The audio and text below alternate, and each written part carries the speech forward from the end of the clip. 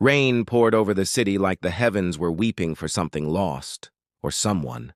The sleek black car stopped outside a small, weathered house tucked between the fading remnants of forgotten dreams. Inside the car sat Ethan Cole, a man the world admired, a millionaire, a visionary, a name that echoed in magazines and business channels. But as he looked at the small home through the blurred window, he didn't see triumph. He saw regret.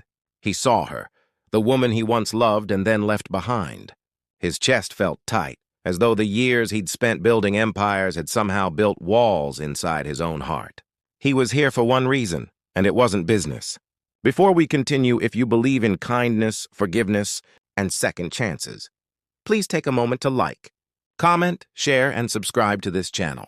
Let's keep spreading stories that remind us what truly matters in life. Ethan hadn't seen Lila in 5 long years. 5 years since the day she'd silently packed her bags and walked out of their mansion, leaving behind a marriage buried under misunderstandings, ambition, and pride. They'd loved each other once, deeply, but when success blinded him, she became invisible in the glow of his achievements. His company had soared. His marriage had crumbled. Now, standing outside her modest home, the man who had everything felt like he had nothing at all. He stepped out, rain soaking his suit, but he didn't care. Each drop felt like a quiet punishment, and he welcomed it. When he finally knocked on the door, his hands trembled slightly. He told himself it was the cold, but it wasn't. It was fear. Fear of seeing the pain he had caused reflected in her eyes. The door creaked open, and for a moment, the world stopped. Lila stood there, wearing a simple sweater, her hair tied back loosely. Time had changed her, but in ways that broke his heart even more. There was gentleness in her eyes still, but it was buried deep under quiet exhaustion. She looked at him, surprised, frozen, and for a moment neither spoke. It was as though the ghosts of their past stood between them, whispering everything they couldn't say. He tried to smile, but his lips faltered. "Hi," he managed, his voice cracking slightly. But she didn't respond. She simply nodded once, almost politely, and began to close the door until he gently placed his hand on it. "Please," he whispered, "just 5 minutes." Something in his tone, not power, not authority, but vulnerability, made her pause. Slowly, she stepped aside, letting him in. The house smelled faintly of lavender and old books. It wasn't much. A small living room, a couch with a stitched tear, and a few pictures on the shelf. One picture caught his eye, the two of them, younger, smiling, in front of their first home. His throat tightened. She stood near the window, arms folded. "You shouldn't have come," she said quietly, without anger, but with a finality that hit him harder than shouting ever could. He wanted to tell her 1,000 things, how he'd thought of her every night, how the silence of his mansion haunted him, how success tasted bitter without her laughter filling his mornings. But instead, he just said, "I needed to see you." Silence stretched between them, thick and heavy. He noticed her hands, thinner now, slightly trembling, and realized she wasn't just tired. She was unwell. Concern flickered across his face, but he held his words back. She finally turned to him. "What do you want, Ethan?" He took a deep breath. "To apologize," he said softly. "For everything." But apologies, he knew, were just words, and words had failed them once before. He sat down, his eyes scanning the small room again. It was clean, warm, but too quiet. He noticed a stack of unopened letters on the table. Medical bills from the looks of it. That's when it hit him like a knife. Lila was struggling, and he hadn't even known. The woman who once shared his world was now fighting alone in silence. A wave of guilt washed over him so intensely that he could barely breathe. "You're sick," he said gently, almost afraid of the answer. She hesitated. "It's nothing serious." But he could see the truth in her pale complexion and the faint weakness in her stance. He wanted to ask why she hadn't told him, but then he remembered. He'd been the one who stopped listening long ago. When she'd needed love, he'd given her luxuries. When she'd needed comfort, he'd handed her credit cards. And when she'd needed him, he'd been too busy conquering boardrooms. He closed his eyes for a moment, memories flooding back. the nights she waited up for him. The dinner's gone cold, the smile that faded more each day. He'd built a castle out of gold, but destroyed the only home that ever mattered. When he finally spoke again, his voice trembled.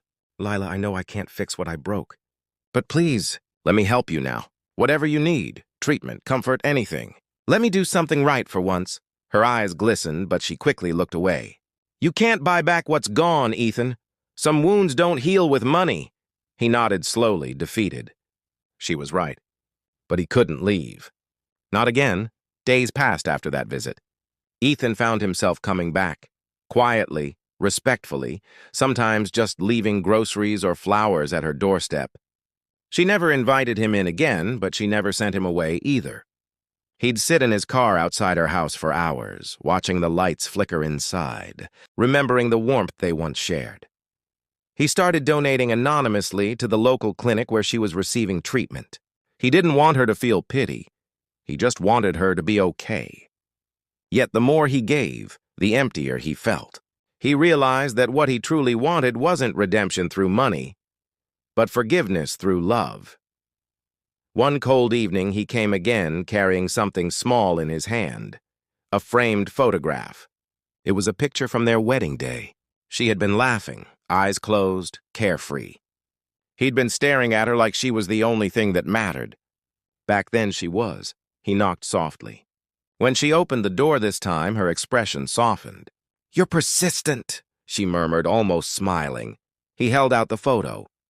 "I thought maybe you'd want this back." She looked at it, her lips trembling. Her fingers brushed against the glass and tears welled in her eyes.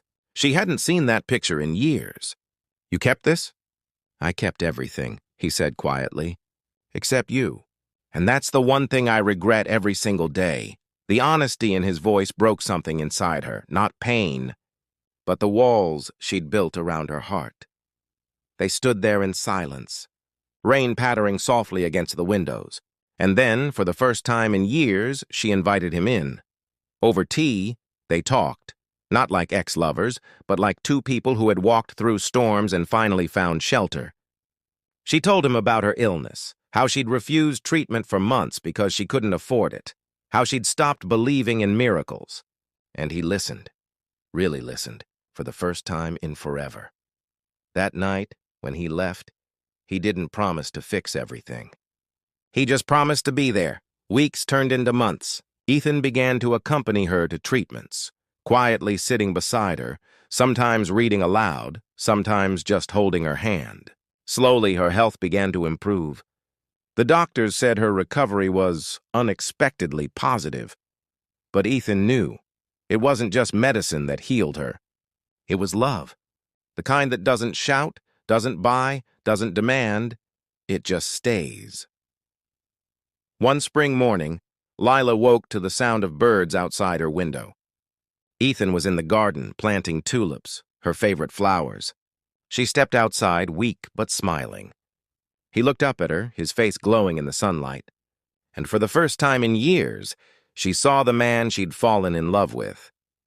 Not the millionaire, but the dreamer with kind eyes. She sat beside him, watching as he dug into the soil. "You never liked gardening," she teased softly. He smiled faintly. "I do now. It gives me peace." She looked at him, her eyes glistening. "Ethan, why are you really doing all this?" He paused, setting down the trowel. "Because 5 years ago I lost you, and it took me that long to realize. Money can buy comfort, but it can't buy peace. You were my peace." Her breath caught in her throat. For the first time, she reached for his hand and didn't let go. That single gesture, small, silent, and full of forgiveness, broke the silence that had stood between them for years. Ethan felt tears prick his eyes as her fingers intertwined with his. It wasn't a grand confession or a dramatic reconciliation. It was something purer, the beginning of healing. Months later, they stood together on the porch, watching the sunset. The house, once lonely and dim, now felt alive again. Ethan had moved in slowly, helping her, cooking for her, rebuilding not just their home, but their connection. He didn't care about his company's board meetings anymore. He found joy in the simplest things, making her laugh, watching her smile, being present. Lila often wondered what life would have been like if he'd realized all this sooner. But one evening, as he wrapped a blanket around her shoulders, she whispered, "Maybe we needed those years apart to find each other again the right way." He nodded, tears shining in his eyes. Maybe we did. And as the stars appeared in the quiet sky, Ethan realized something profound. Forgiveness isn't about forgetting the past. It's about choosing love over pride and peace over pain. If this story touched your heart, please like, share, and subscribe to our channel. Your support helps us continue sharing stories that remind the world about love, redemption, and hope. Before you go, tell us in the comments, do you believe people can truly change if love guides them? And with that, the camera fades on the image of two souls sitting quietly under the same roof again. Proof that sometimes one sincere gesture is enough to heal even 5 years of silence.